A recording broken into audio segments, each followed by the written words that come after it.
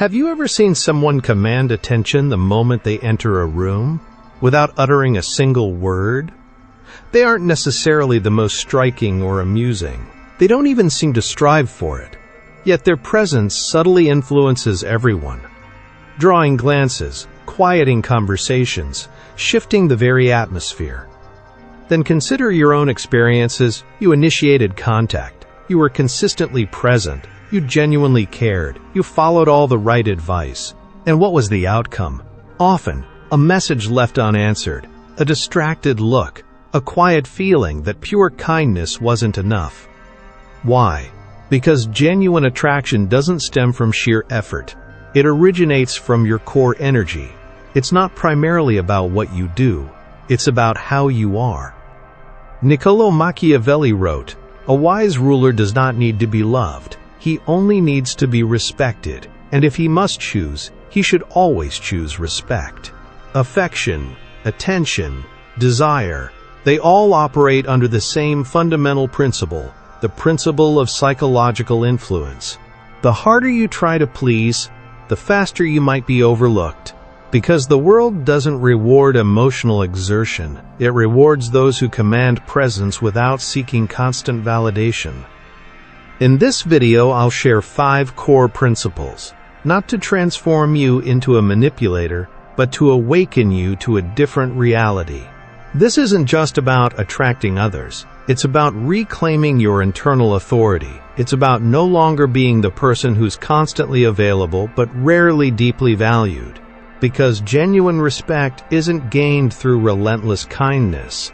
It's cultivated through inner strength, not aggressive power, but the calm, self-assured presence of someone who prioritizes their own integrity, regardless of external affirmation. If you've ever felt unnoticed, despite your consistent efforts, if you've sensed your impact diminish in the eyes of someone you were always there for, then this is your pivotal moment. This is where you stop seeking attention and start learning how to build the inner presence that makes genuine engagement inevitable. Attraction isn't a mere tactic. It's a natural outcome of your presence. If this message deeply resonates, if it speaks to a part of you waiting for this clarity, then don't just observe passively. Comment below, "I am ready." Subscribe this channel, not for me, but as a daily reminder that you don't need external validation when you've already awakened to your own inner strength. Are you ready? Rule 1. Authentic power is the true magnet. Let's dismantle a common misconception taught since childhood. You were told that affection is earned by being pleasant, consistently present, and emotionally open. That if you gave enough, you'd eventually be truly valued. So you tried, you initiated contact, you listened intently, you adapted, you softened, you waited, you sought to create connection. You consistently gave more than you received. But often, others didn't pursue you. They pursued the person who seemed to exert less effort, the one who wasn't constantly available, the one who didn't over-explain, the one who could confidently disengage. And you were left contemplating, what did I misunderstand? Here's the truth. You confused superficial affection with genuine attraction. You assumed effort was the key to deep connection. But in the landscape of human desire, sheer effort isn't supreme. Authentic power is. Not control over others, but inner sovereignty. It's the energy of someone who radiates self-sufficiency, communicates with purpose, and asks no permission to simply exist. Someone who deeply knows their worth, regardless of external validation. That's the individual people seek. In a world full of individuals striving to prove themselves, trying to please, trying to be universally liked, the one who doesn't need constant acceptance feels like a profound force of nature. Real power doesn't chase attention. It subtly draws others without uttering a single word. It's the person who enters a space and doesn't scan for recognition. They know their presence is already felt, their energy will linger. Machiavelli understood this principle in politics, and it applies profoundly to personal dynamics. Power isn't always visible, but it's always sensed. When someone radiates calm, composure under pressure, doesn't falter in the face of disagreement, and doesn't seek constant external validation, people are compelled to engage. They want to understand what anchors them. This person isn't performing, they're simply being. Paradox. The more you seek to be liked, the more you reveal a subtle self-doubt. That uncertainty subtly leaks through your words, your posture, every overly detailed explanation, and every anxious follow-up.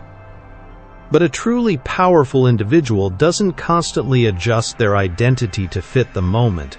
They don't just mirror the room, they subtly define the room's energy. They're not seeking approval, they're observing, choosing. This shifts everything. Because people often seek to feel valued by someone who appears to have discernment. Someone whose attention feels meaningful because it's discerning and earned. This individual doesn't overtalk or over-explain. They don't rush to clarify misunderstandings because their self-worth isn't negotiable. It's not a mere presentation, it's an authentic presence. You cultivate this presence not by pretending, but by subtracting. Subtract the need to please. Subtract the obsession with being liked. Subtract the desperation. What remains is your core self. What remains is your inherent weight. What remains is the person who knows they are enough, with or without external affirmation. In Machiavellian terms, they are sovereign of their own inner state, not ruled by immediate emotion, not swayed by external favor, but grounded, unmovable, strategically composed. So if you want to become truly engaging, begin with this shift. You are not here to prove yourself. You are here to remember yourself. The power you seek isn't in what you give. It's in what you thoughtfully hold back, what you reserve, what you choose not to immediately reveal. When you become the person who doesn't pursue, doesn't over-explain, doesn't falter, you stop being merely an option. You become a profound center of gravity. Others are drawn, not because you're superior, but because you've stopped chasing everything else. And in that stillness, in that refusal to diminish your core, you become unforgettable. Rule 2. Thoughtful scarcity cultivates desire. Have you noticed a subtle phenomenon? Those constantly present eventually blend into the background, and those who thoughtfully step back linger in memory. We recall the sudden quiet, not the constant noise. That's not accidental. That's the principle of scarcity. Machiavelli understood this without social media. What's always available becomes overlooked. What's thoughtfully withdrawn becomes influential, because in the landscape of human desire, absence isn't weakness. It's a strategic tool. When was your absence genuinely felt? Not just noticed, but deeply felt, like a subtle shift in the atmosphere when you disengaged. Most never experience this, trained to be too accessible, too eager. They initiate contact too readily. They respond too quickly. They then wonder why their presence is taken for granted. Truth, constant availability diminishes desire. When always there, you risk becoming a predictable utility, background noise, comfortable, harmless, overlooked. Imagine this. Two individuals meet. The first is quick, eager, responds instantly, adjusts plans, sacrifices time. The second? Calm, unhurried, reads messages and takes their time. Not playing games, but valuing their time above immediate expectations. Suddenly, a spark of curiosity ignites. Where are they? Why the delay? a subtle emotional engagement begins. Not from pursuit, but from refusing to offer presence cheaply. That's the dynamic Machiavelli understood. Strategic scarcity isn't unkindness, it's clarity. If your energy is always on tap, it's not a rare gift, it's common. The truly compelling person isn't rare by chance. They're rare because they know how to thoughtfully reserve themselves. They don't over-communicate, they don't overshare, they don't overgive. They allow moments of quiet to expand because they know the mind seeks resolution. In that mental space, narratives form. Narratives create emotion. Emotion cultivates fascination, and fascination creates perceived value. But here's where many miss the mark. They withdraw and return without new strength, no refined perspective. That's not strategic scarcity, that's irrelevance. Scarcity without substance is emptiness. To withdraw, fine. But when you re-engage, return with profound presence. With composure, gravity, communicating, I wasn't avoiding you, I was refining myself. That communicates your genuine value. Not by seeking it, but by allowing others to experience your absence. That subtle discomfort, that reflective space, is where true desire breathes. Are you striving to be remembered, yet never allowing others to experience your absence? Here's the Machiavellian principle often overlooked. You are not forgotten when you thoughtfully step back. You are forgotten when you never allow absence. Be the person who doesn't just enter a room. Be the one whose impact is felt after they've left. Don't just be present. Be genuinely missed. When you're missed, you no longer need to pursue. Others are already contemplating you, wondering about the individual who possesses the inner strength to manage their presence in a world driven by the need to be constantly visible. Rule 3. Strategic mystery is a powerful tool. Let me ask you something. Have you met someone who revealed little, yet you couldn't stop thinking about them? It wasn't their words or gestures. It was what remained unsaid. The pause, the look, the subtly unfinished narrative. That's mystery. And mystery, when mastered, isn't just attractive, it's profoundly influential. In a world of constant disclosure and over-explaining, the person who holds back, who doesn't fully reveal themselves immediately, creates gravity. Machiavelli knew this. He wrote for the strategic, not the desperate. For those who understood influence lies not in noise, but in thoughtful ambiguity. What people can't easily grasp, they project onto. They wonder, they guess, they become fascinated. And that fascination becomes emotional investment. Not because you sought it, but because you inspired them to engage for it. Think of two books. One is transparent, predictable, read once, forgotten. The other is layered. Each chapter offers unexpected insights. It doesn't hand you meaning. It invites you to search for it. Which one do you remember? Which do you reread? That's who you must become. Not a blank slate, but a compelling, unfolding narrative. Unfinished, intriguing. Truth. People don't fall for mere information. They become deeply engaged with imagination. When you overshare, you diminish the opportunity for others to imagine you. You become defined, predictable. Predictability feels safe, but safety often diminishes desire. So ask yourself, why the urge to explain everything? To tell your full story up front? To prove you're deep, loyal, committed? Is it true confidence or apprehension? Apprehension that if they don't know you fully, they might not choose you? That apprehension subtly diminishes attraction. Shift. Don't offer unlimited access. Offer layers. Let them earn the next insight. Let them contemplate your meaning. Let them engage with the quiet spaces between your words and construct their own narrative. The mind seeks resolution, and when you leave just enough unsaid, others will fill it with their curiosity, their aspirations. And suddenly, they're emotionally invested in a story you never fully had to write. That is mystery. Not awkward silence, but strategic composure. The confidence to hold your emotional truth with discernment, revealing it only when impactful. You don't have to be confusing or dishonest. Just communicate what matters, and let the rest reside thoughtfully behind your eyes. That look you give and don't explain, that thought you hold but don't share, that moment of stillness before you speak, resonates deeper than any perfectly crafted sentence.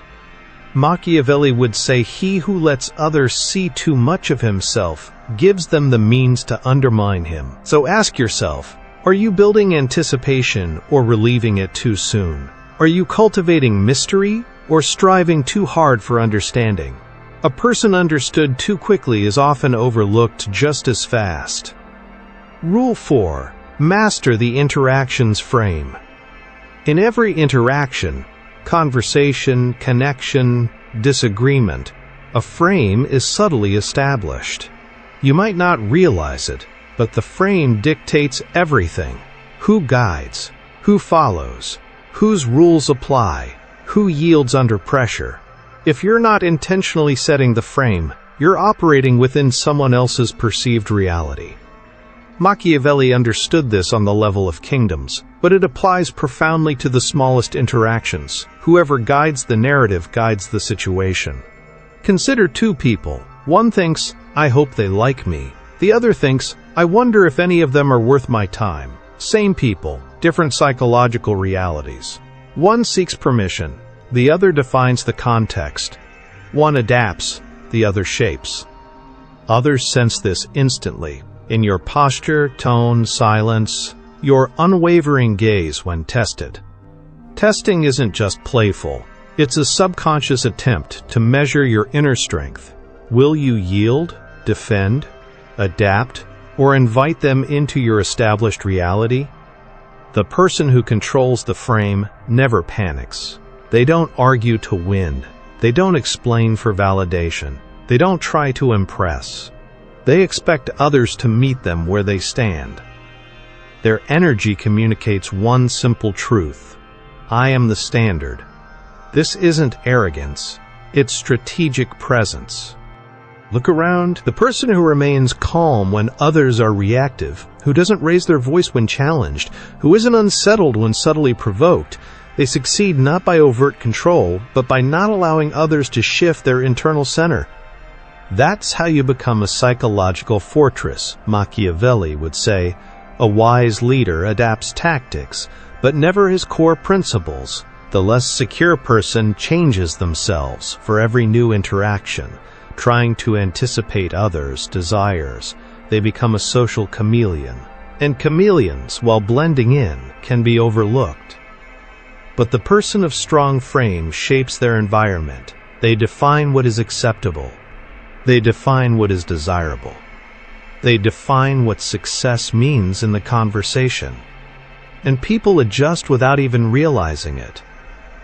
Ask yourself, have you ever left a conversation feeling drained, like you were performing, auditioning, proving your worth? That's a sign you entered her frame. She was the evaluator. You were the candidate. But if you had walked in thinking, I am here to observe, to select, to decide if this interaction is worthy of me, everything would have changed. Not rude, but quiet certainty. Not chasing approval, but radiating presence. Holding eye contact, not to intimidate, but because your inner stability is unshakable. Allowing others to feel the difference between you and everyone else. Most pursue frame. The one who owns it never has to strive. Others lean in, adjust. Not because you forced them, but because you maintained your composure. So ask yourself, are you leading the dynamic or waiting to be led? Are you defining the terms of your interactions, or hoping to be accepted into someone else's script? In a world where everyone seeks approval, The person who doesn't audition becomes the director. That's the person people remember, seek, whose presence becomes the defining reality. Rule 5. Emotional mastery is paramount.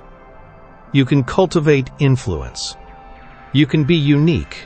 You can be mysterious and manage the frame. But if you can't command your own emotions, you will lose control of everything else. The ultimate challenge isn't external, it's within you. Machiavelli warned of this. He said, "A leader who cannot master their own feelings cannot effectively guide others." The person ruled by emotion is always susceptible to being guided by others. Let that sink in. Every time you react impulsively, every time you lash out, every time you need external approval to feel confident, you inadvertently yield your inner peace. You allow internal shifts to become visible. The moment your emotions become overtly expressive, you're no longer in full command. You're being influenced by subtle cues. But what does emotional mastery truly mean? It doesn't mean being cold or suppressing your humanity. It means becoming the deliberate architect of your reactions.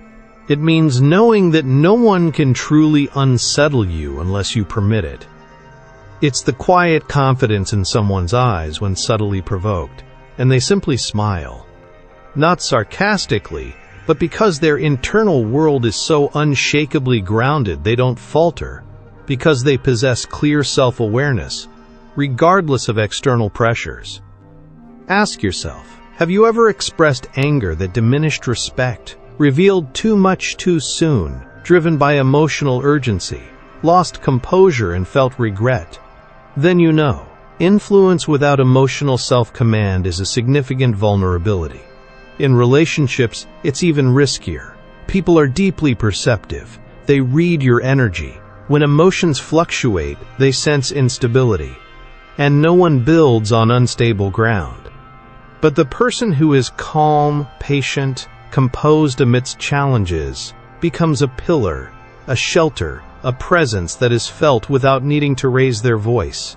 That's profound influence. Paradox: the less you react, the more others react to you. Composure commands. It says, I choose how I feel. I choose when I speak. I choose what I reveal. That is self-command of the rarest kind. What would your life look like if you no longer took anything personally? If perceived rejection didn't sting? If praise didn't overly inflate you? If your emotional state became a fortress so solid, so self-sufficient, that no one's chaos could shake it? That is the essence of emotional mastery. And when you achieve it, the entire dynamic shifts. Now you're no longer reacting to the world, you're thoughtfully shaping it.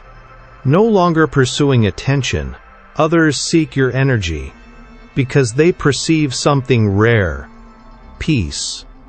Not silence from weakness, but silence from inner authority. Not indifference, but unshakable clarity about who you are. That is the ultimate form of attraction. The person who no longer needs to be desired becomes the one most genuinely sought after.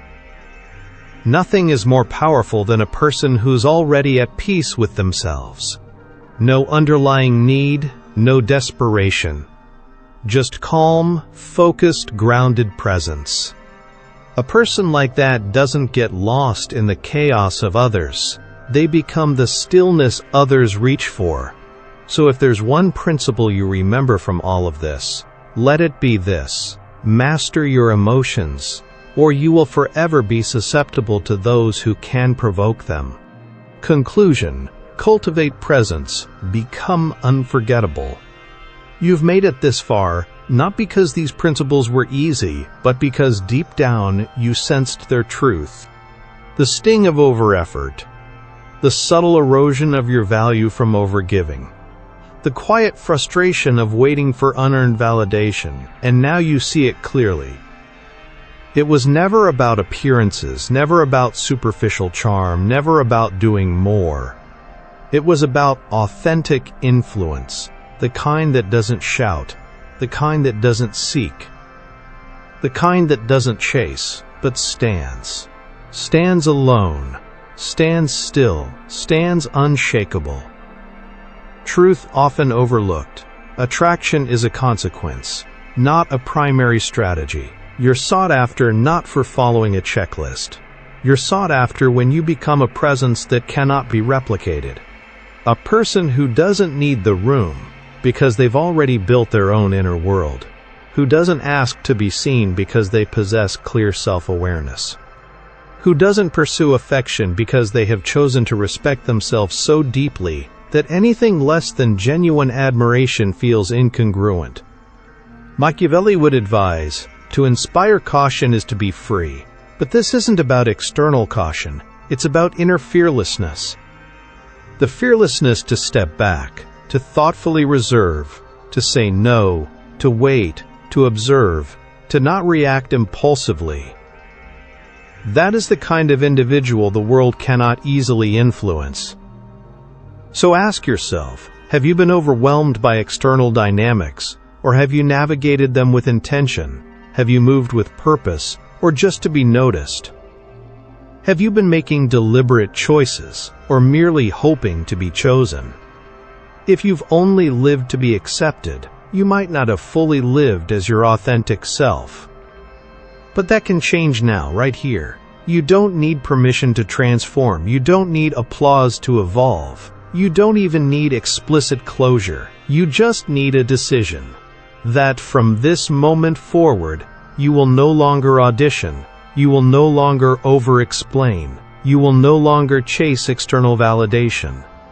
Because the person who masters their energy, defines their frame, guards their mystery, and manages their emotions with discipline, that person is not just engaging, they are unforgettable, resilient, unshakable. If this message resonated deeply, if it felt like truth igniting clarity within you, then let it refine who you used to be. Leave behind the past patterns of seeking external approval. Embrace the person who now commands presence, not with noise or force, but with authentic impact. Like this video. If you're ready to stop chasing approval, subscribe. If you're prepared to become the kind of individual they can't easily guide, can't truly predict, and can never forget, because this isn't just self-improvement, this is an internal revolution, and you are becoming unstoppable.